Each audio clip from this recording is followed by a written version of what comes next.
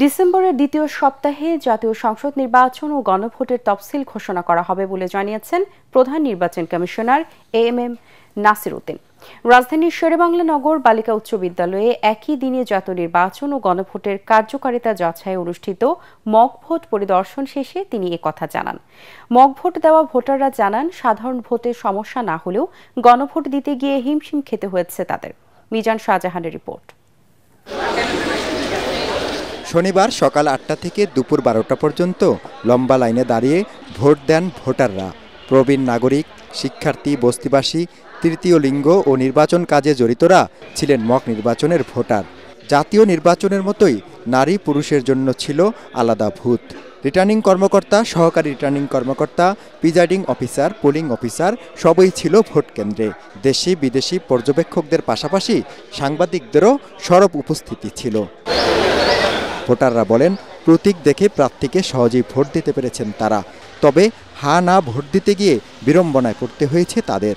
First time আসছি, আমরা সামনের বার ভোট দিব, এবার ভোট কিভাবে দিতে হয় আমরা সেটা শিখবো।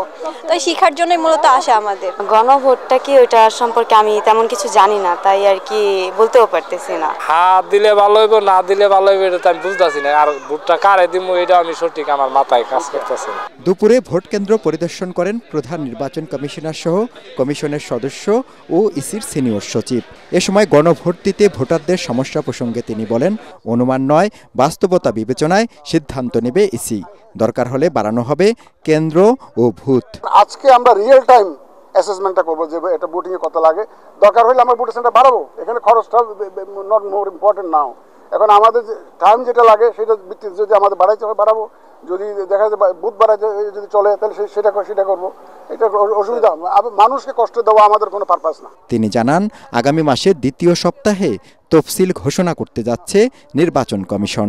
তফসিল হোপফুলি আমরা যেটা আশা করছি দ্বিতীয় সপ্তাহে হবে ডিসেম্বরের। ডেটগুলো আপনারা তখন জানতে পারবেন, তফসিল হলে জানতে পারবেন, এবং hopefully it will be in the second week of December. Vote কেন্দ্রে যেমন ছিল পুলিশ ও আনসারের সরব উপস্থিতি, একই সাথে কেন্দ্রের বাইরে ছিলেন সেনাবাহিনী ও বিজিবির সদস্যরা।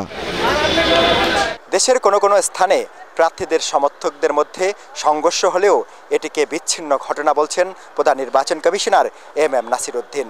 তিনি বলছেন, তফসিল ঘোষণার পর নির্বাচনের আগে পরে এমনকি নির্বাচনের দিন যে কোনো নাশকতা রুখে দেবে আইনশৃঙ্খলা রক্ষাকারী বাহিনী। মিজান শাহজাহান, এটিএন বাংলা, ঢাকা।